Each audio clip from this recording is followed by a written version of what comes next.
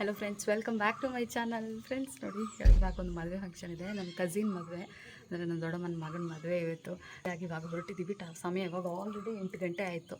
So ಅಲ್ಲಿ ತಲುಪಬೇಕಾದ್ರೆ 9 ಗಂಟೆ 9 ಕಾಲ ಹತ್ತಿರ ಆಗುತ್ತೆ. ಸೊ ಆದಷ್ಟು ಬೇಗ ರೆಡಿ ಆಗಿಬಿಟ್ಟು ಇವಾಗ ಹೊರಟಿದ್ದೀವಿ. ಸೊ ಅತ್ತೆ ಕೂಡ ರೆಡಿ ಆಗಿದ್ದಾರೆ. ನೀನು ಹೊರಡೋದು ನಾವು ಪಾಪ ಆಲ್ರೆಡಿ ಹೋಗಿ ಕಾರಲ್ಲಿ ಕೂತ್ಕೊಂಡು ಬಿಟ್ಟಿದ್ದಾಳೆ.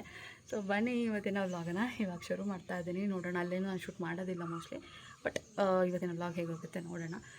ನಾನು ಯಾವ ಥರ ರೆಡಿ ಆಗಿದ್ದೀನಿ ಅದನ್ನೆಲ್ಲ ನಿಮ್ಮ ಜೊತೆ ಶೇರ್ ಮಾಡ್ತೀನಿ. ಸೊ ಹೇರ್ ಸ್ಟೈಲ್ ಯಾವ ಥರ ಮಾಡ್ಕೊಂಡಿರ್ತೀರಿ, ಸ್ಯಾರಿ ಟ್ರಿಪ್ಪಿಂಗ್ ಎಲ್ಲನೂ ಸೊ ಇವಾಗ ತೋರಿಸ್ತೀನಿ ನೋಡಿ. ಆ ಥರದೇ ನನ್ನ ಔಟ್ಫಿಟ್ ಅಂತ ಹೇಳಿಬಿಟ್ಟು ಈ ಸ್ಯಾರಿ ಬಗ್ಗೆನೂ ಹೇಳ್ತೀನಿ ಡೀಟೇಲ್ಸು.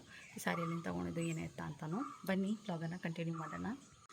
ಸೊ ನೋಡಿ, ಮಾವ ಬರ್ತಾಯಿಲ್ಲ ಇವತ್ತು, ಅತ್ತೆ ಮತ್ತು ನಾವು ಹೋಗ್ತಾ ಇರೋದು. ಅವಳಿಗೆ ರೆಡಿ ಮಾಡಿ ಇಲ್ಲಿ ಕಾರಲ್ಲಿದ್ದಾಳೆ ನೋಡಿ. ಪಾಪು ಡ್ರೆಸ್ ಡೀಟೇಲ್ಸ್ ಕೂಡ ಕೊಡ್ತೀನಿ ನಾನು ಇದೇ ವ್ಲಾಗಲ್ಲೇ, ಓಕೆನಾ. ಸೊ ಫಸ್ಟ್ ಇವಾಗ ಒಂದು ಸ್ವಲ್ಪ ಫೋಟೋಸ್ ಎಲ್ಲ ತೊಗೊಂಡು ಹೊರಡೋದಿನ್ನು. ಪಾಪು ಕೂಡ ಬೆಳಗ್ಗೆ ಬೇಗ ಎದ್ದಿದ್ದರಿಂದ ಅವಳು ಕೂಡ ಸ್ವಲ್ಪ ನಿದ್ದೆ ಬರ್ತಾಯಿತ್ತು. ಸರಿ ಅಂತ ಹೇಳ್ಬಿಟ್ಟು ಅವಳು ಕೂಡ ನಿದ್ದೆ ಮಾಡಿದ್ರೆ ಇವಾಗ ತಲುಪಕ್ಕೆ ಹೆಂಗೂ 1 ಅವರ್ ಹತ್ತತ್ರ ಬೇಕಾಗತ್ತೆ ಅಂತ ಅವಳನ್ನು ನಿದ್ದೆ ಮಾಡಿಸೋಣ ಅಂತ ಅಂದ್ಕೊಂಡೆ. ನಾವು ಹೊರಡಬೇಕಾದ್ರೇ 8:15 ಹತ್ತತ್ರ ಆಗಿತ್ತು. ಆ್ಯಂಡ್ ಹಾಲ್ ಹತ್ರ ರೀಚ್ ಆದ್ವಿ ಕೂಡ. ನಮಗೆ ಮನೆಯಿಂದ ಆಲ್ಮೋಸ್ಟ್ ಒಂದು 1 ಅವರ್ ಬೇಕೇ ಬೇಕು. ನಾವು ರೀಚ್ ಆಗಬೇಕಾದ್ರೇ ಆಲ್ಮೋಸ್ಟ್ 9:40 ಹತ್ರ ಆಗಿ ಎಲ್ಲರ ಹತ್ರನೂ ಮಾತಾಡಿಕೊಂಡು, ಗೊತ್ತಲ್ವ ಫ್ಯಾಮಿಲಿ ಫಂಕ್ಷನ್ ಅಂತಂದರೆ, ಅದರಲ್ಲೂ ಕಸಿನ್ಸ್ ಮದುವೆ ಅಂತಂದರೆ ಕೇಳೋದೇ ಬೇಡ. ಎಷ್ಟು ಮಸ್ತಿ ಮಾಡ್ತೀವಿ, ಎಷ್ಟು ಚೆನ್ನಾಗಿರುತ್ತೆ ಗೊತ್ತಾ. ಎಲ್ಲರಿಗೂ ಗೊತ್ತಿರ್ಬೋದು, ನಿಮಗೂ ಕೂಡ ಕಸಿನ್ಸ್ ಎಲ್ಲ ಇದ್ದರೆ ಒಂದು ಗ್ಯಾಂಗ್ ಥರ ಅದು. ಒಬ್ಬರು ಇನ್ನೊಬ್ರು ಕಾಲು ಎಳ್ಕೊಂಡು ಮಜಾ ಮಾಡಿಕೊಂಡು ಏನೋ ಒಂಥರ ಚೆನ್ನಾಗಿರುತ್ತೆ ಅಲ್ವಾ. ಹಾಗೆ ನಾವು ಕೂಡ ಮಾತಾಡಿಕೊಂಡು ತುಂಬ ಚೆನ್ನಾಗಿ ಟೈಮ್ ಸ್ಪೆಂಡ್ ಮಾಡಿದ್ವಿ ಅಂತಲೇ ಹೇಳ್ಬೋದು. ಹಾಗೆ ನನ್ನ ಈ ಸ್ಯಾರಿ ಡಿಟೇಲ್ ಬಗ್ಗೆ ಹೇಳಬೇಕು ಅಂತಂದರೆ, ನಾನು ಈ ಸ್ಯಾರಿನ ನಿಮ್ಮ ಜೊತೆ ಆಲ್ರೆಡಿ ನಾನು ತೋರಿಸಿದ್ದೀನಿ. ಲಾಸ್ಟ್ ಟೈಮ್ ಬ್ಯಾಂಗ್ಳೂರು ಹೋಗಿದ್ದಾಗ ತೊಗೊಂಡು ಬಂದಿದ್ದೆ. ಆ್ಯಂಡ್ ಅದನ್ನು ಇವಾಗ ಸ್ಟಿಚ್ ಮಾಡಿ ಇವಾಗ ಉಟ್ಕೊಳ್ತಾ ಇದ್ದೀನಿ. ಫಸ್ಟ್ ಟೈಮ್ ಉಟ್ಟಿರೋದು. ನನಗಂತೂ ಈ ಸ್ಯಾರಿ ತುಂಬಾ ಇಷ್ಟ. ನಾನು ತುಂಬ ಇಷ್ಟಪಟ್ಟು ತೊಗೊಂಡಿರೋ ಸ್ಯಾರಿ ಇದು. ಬ್ಲ್ಯಾಕ್ ಕಲರ್ ಒಂದು ಸ್ಯಾರಿ ಬೇಕು ಅಂತ ಹೇಳ್ಬಿಟ್ಟು, ಅದರಲ್ಲೂ ಎಸ್ಪೆಷಲಿ ಬ್ಲ್ಯಾಕ್ ಆ್ಯಂಡ್ ರೆಡ್ ಕಾಂಬಿನೇಷನಲ್ಲೇ ಬೇಕು ಅಂತ ಹೇಳಿ ತೊಗೊಂಡಿರೋಂಥ ಸ್ಯಾರಿ ಇದು. ಈ ಥರ ರೆಡಿಯಾಗಿದ್ದೆ.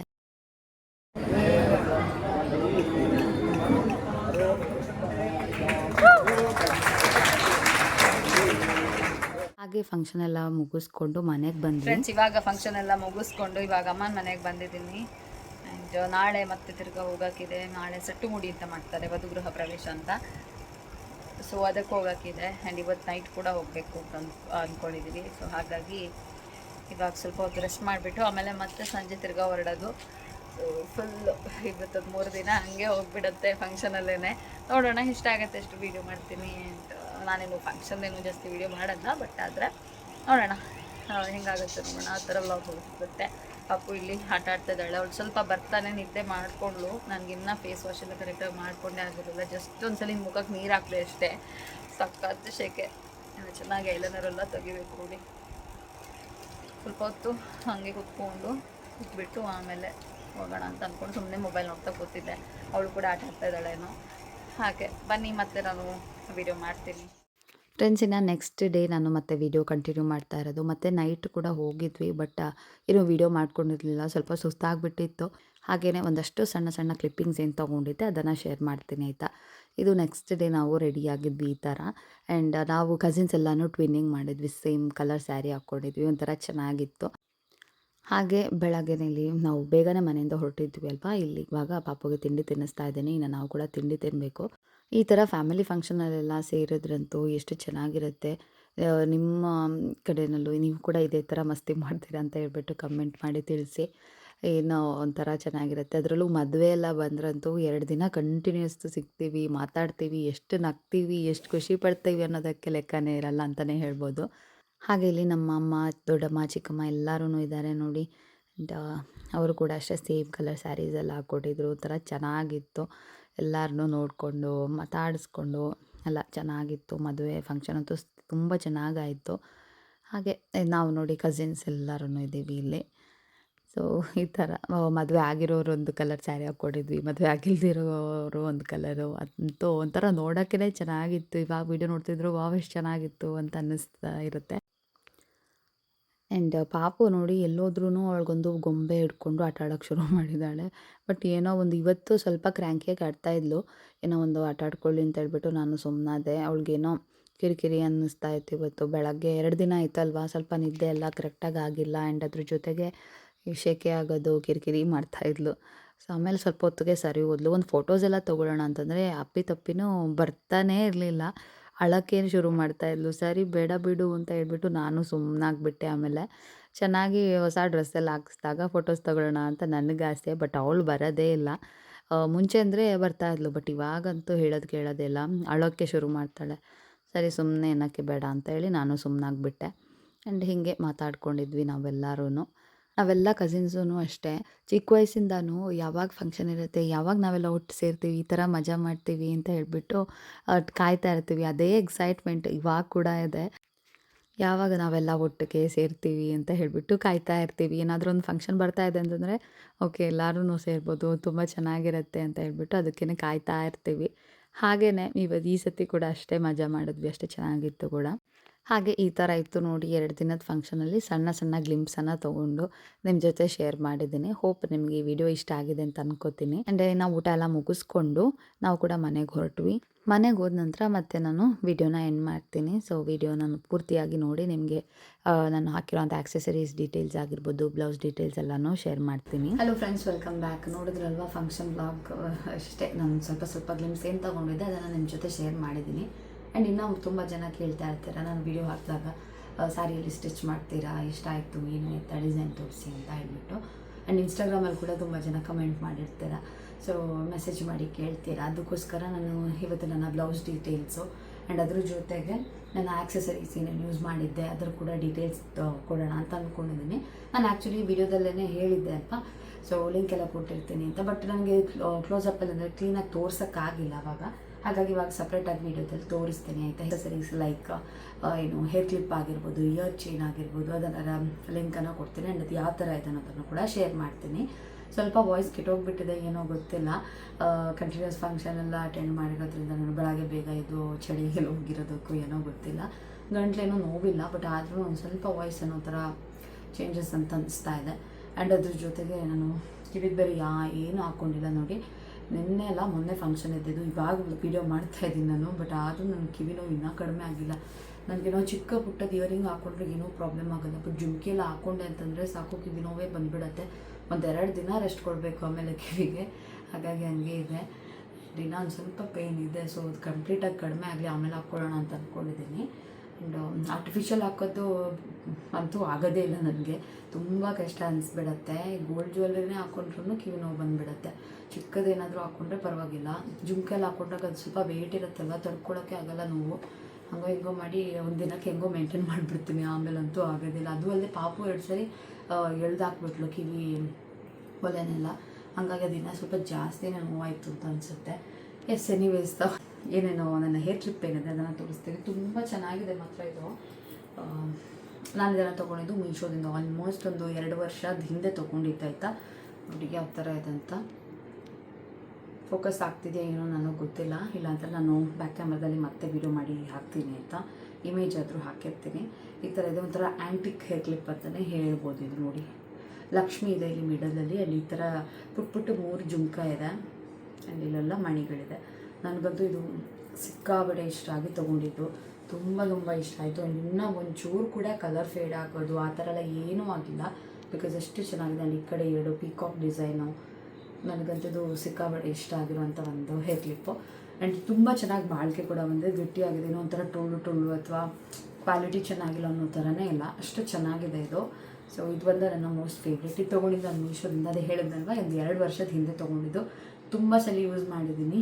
ಎಷ್ಟು ಚೆನ್ನಾಗಿದೆ. ಇನ್ನೂ ಒಂಚೂರು ಏನು ಡ್ಯಾಮೇಜ್ ಆಗಿಲ್ಲ. ಕ್ಲೀನಾಗಿ ನಾವು ಯೂಸ್ ಮಾಡಿದ ನಂತರ ಒಂದು ಏರ್ಟೈಟ್ ಬಾಕ್ಸಲ್ಲಿ ಹಾಕಿಬಿಟ್ರೆ ಏನೂ ಆಗೋಲ್ಲ, ಕ್ಲೀನಾಗಿರುತ್ತೆ. ಒಂದು ಕಾಟನ್ ಬಟ್ಟೆನಲ್ಲೋ ಏನಾದರೂ ಇಟ್ಬಿಟ್ಟು ಬಾಕ್ಸ್ ಮುಚ್ಚಳ ಹಾಕಿ ಇಟ್ಬಿಟ್ರೆ ಆಯಿತು. ಗಾಳಿ ಆಡದೇ ಇರೋ ಥರ ಇಡಬೇಕು ಅಷ್ಟೇ. ಈ ಥರ ಆಕ್ಸೆಸರೀಸ್ ಎಲ್ಲ. ಅದ್ರ ಜೊತೆಗೆ ನಾನು ಹಾಕಿರೋಂಥ ಇಯರಿಂಗ್ ನಾನು ಗೋಲ್ಡ್ ಜುಮ್ಕ ಏನಿದೆ ನಾನು ಮದುವೆ ಟೈಮಲ್ಲಿ ತೊಗೊಂಡಿದ್ದು ಅದನ್ನೇ ಹಾಕಿರೋದು.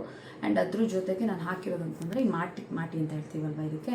ಸೊ ಇದು ಅಷ್ಟೇ. ಇದು ನನ್ನ ಎಂಗೇಜ್ಮೆಂಟ್ ಟೈಮಲ್ಲಿ ಹಾಕ್ಕೊಂಡಿದ್ದೆ. ಇದು ತೊಗೊಂಡಂತೂ ಆಲ್ಮೋಸ್ಟ್ ಒಂದು 5 ಇಯರ್ಸ್ ಆಗಿರ್ಬೋದು.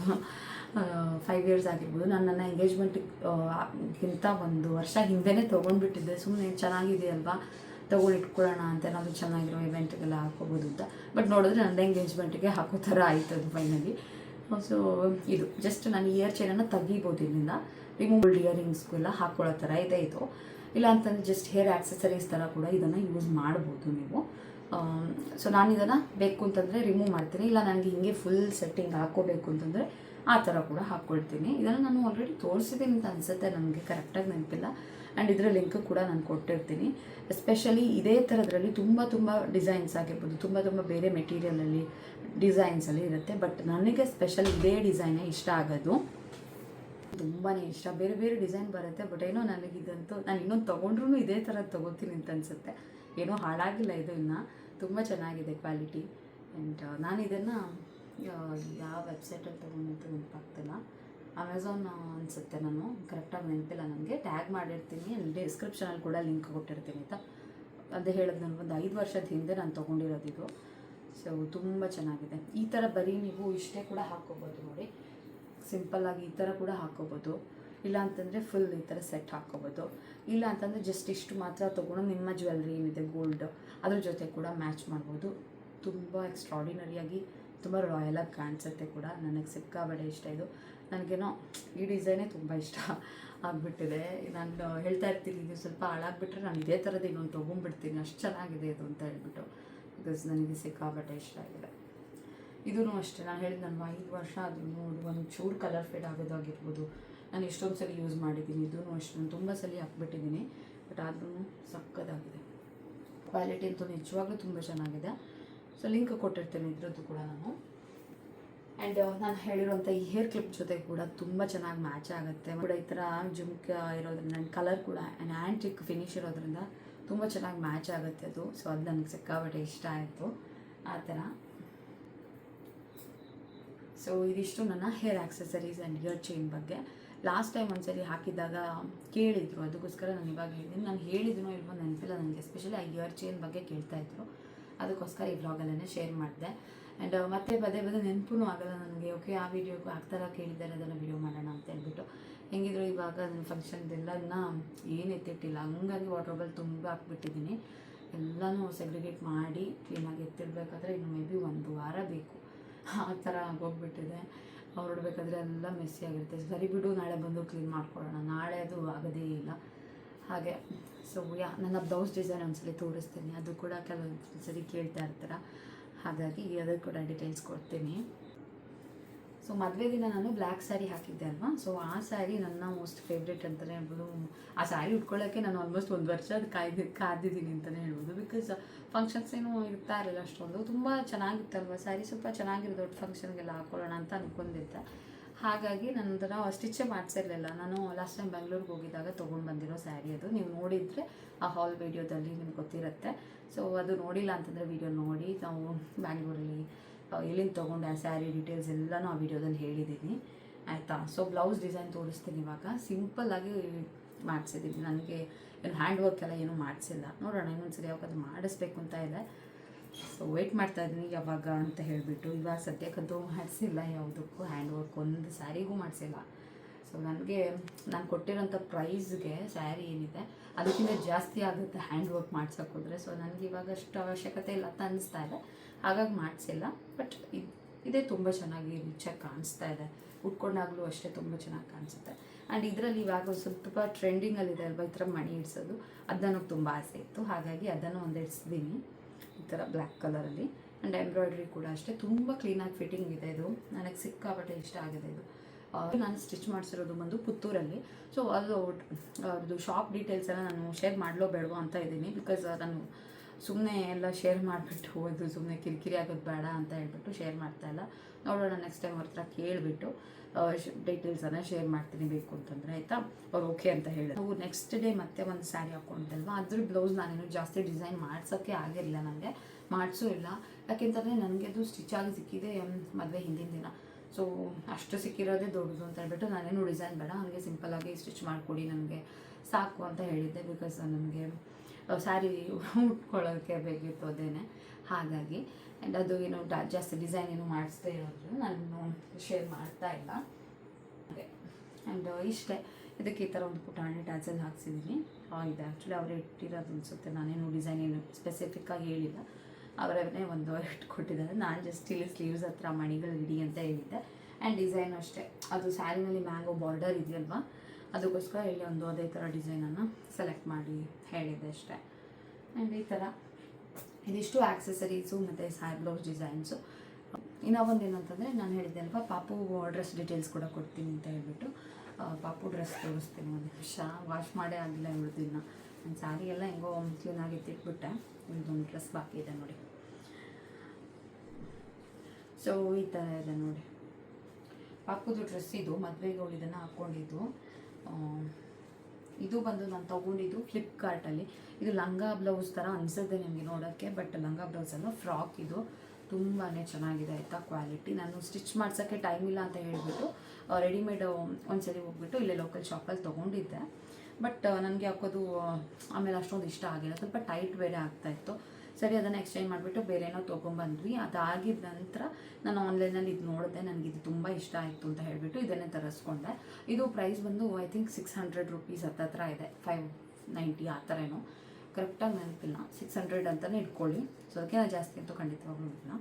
ಸೊ ಇದರಲ್ಲಿ ಇನ್ನೂ ಒಂದು ಕಲರ್ ಇತ್ತು, ಅದು ಬಂದು ಮ್ಯಾಂಗೋ ಕಲರ್ ಅನಿಸುತ್ತೆ, ಎಲ್ಲೋ ಅಲ್ಲ ಆರೆಂಜು ಅಲ್ಲ, ಆ ಥರ ಒಂದು ಕಲರು. ಸೊ ನನಗೆ ಈ ಕಲರ್ ಆಗ್ಬೋದು ಅಂತ ಅನ್ನಿಸ್ತು, ಹಾಗಾಗಿ ಈ ಕಲರ್ ತೊಗೊಂಡೆ ನಾನು. ಫಿಟ್ಟಿಂಗ್ ಆಗಿರ್ಬೋದು, ಆಮೇಲೆ ನೋಡೋಕ್ಕಾಗಿರ್ಬೋದು ಎಲ್ಲ ಸೂಪರ್ ಆಗಿದೆ. ಇದಂತೂ ಸಕ್ಕರಾಗಿದೆ, ರಿಚಾಗಿ ಕಾಣಿಸುತ್ತೆ ಕೂಡ, ಟ್ರೆಡಿಷ್ನಲ್ ಆಗಿ ಕೂಡ ಇದೆ. ಸೊ ಹಾಗಾಗಿ ನನಗೆ ಈ ಡ್ರೆಸ್ ತುಂಬಾ ಇಷ್ಟ ಆಯಿತು ಪಾಪುದು. ಅವ್ಳಿಗಿನ್ನ ಒಂದು ಸ್ವಲ್ಪ ಟೈಮ್ ಹಾಕ್ಕೋಬೋದಿದೆ, ಅಂದರೆ ಬೇರೆ ತುಂಬ ಬೇಗ ಗಿಡ್ಡ ಆಗೋ ಥರ ಇಲ್ಲ, ಸ್ವಲ್ಪ ದೊಡ್ಡದಾಗೇ ಇದೆ, ಅದು ಉದ್ದ ಇದೆ. ಸೊ ಚೆನ್ನಾಗಿದೆ ಮಾತ್ರ ಡ್ರೆಸ್ಸು. ಮೆಟೀರಿಯಲ್ ಕೂಡ ಅಷ್ಟೇ ಎಷ್ಟು ಸಾಫ್ಟಾಗಿದೆ ಗೊತ್ತಾ. ಮಕ್ಕಳಿಗೆಲ್ಲ ಏನೋ ಒಂಥರ ಕಿರಿಕಿರಿ ಆಗೋದು ಅದೆಲ್ಲ ಏನೂ ಇಲ್ಲ. ಈ ಫ್ರಾಕ್ ಡೀಟೇಲ್ಸು ಆ್ಯಂಡ್ ಲಿಂಕ್ ಎಲ್ಲ ನಾನು ಡಿಸ್ಕ್ರಿಪ್ಷನಲ್ಲಿ ಹಾಕಿರ್ತೀನಿ. ಇಂಟ್ರೆಸ್ಟ್ ಇರೋರು ಖಂಡಿತವಾಗ್ಲೂ ಚೆಕ್ ಮಾಡಿ ಆಯಿತಾ. ಇದನ್ನು ನಾನು ತೊಗೊಂಡಿದ್ದು ಬಂದು ಫ್ಲಿಪ್ಕಾರ್ಟಲ್ಲಿ. ಸೊ ಎಲ್ಲಾದರೂ ಲಿಂಕ್ ಆಮೇಲೆ ಎಲ್ಲ ಡೀಟೇಲ್ಸ್ ಕೂಡ ಅಲ್ಲಿ ಟ್ಯಾಗ್ ವಿಡಿಯೋದಲ್ಲೇ ಟ್ಯಾಗ್ ಮಾಡಿರ್ತೀನಿ, ಇಲ್ಲ ಅಂತಂದರೆ ಡಿಸ್ಕ್ರಿಪ್ಷನಲ್ಲಿ ಕೂಡ ನೀವು ಚೆಕ್ ಮಾಡ್ಕೋಬೋದು. ಸೊ ಇದು ಇಷ್ಟ ಆಗಿತ್ತು ಇವತ್ತಿನ ವ್ಲಾಗ್. ಈ ವ್ಲಾಗ್ ನಿಮ್ಗೆ ಇಷ್ಟ ಆಗಿದೆ ಅಂತಂದರೆ ಪ್ಲೀಸ್ ಲೈಕ್ ಮಾಡಿ, ಶೇರ್ ಮಾಡಿ. ಇನ್ನು ಸಬ್ಸ್ಕ್ರೈಬ್ ಮಾಡದೆ ನೋಡ್ತಾ ಇದ್ದಾರೆ, ಸಬ್ಸ್ಕ್ರೈಬ್ ಮಾಡಿ, ಸಪೋರ್ಟ್ ಮಾಡಿ. ಸಿಗೋಣ ಇನ್ನೊಂದು ವೀಡಿಯೋದೊಂದಿಗೆ. ಅಲ್ಲಿ ತನಕ take care and bye. Thanks for watching.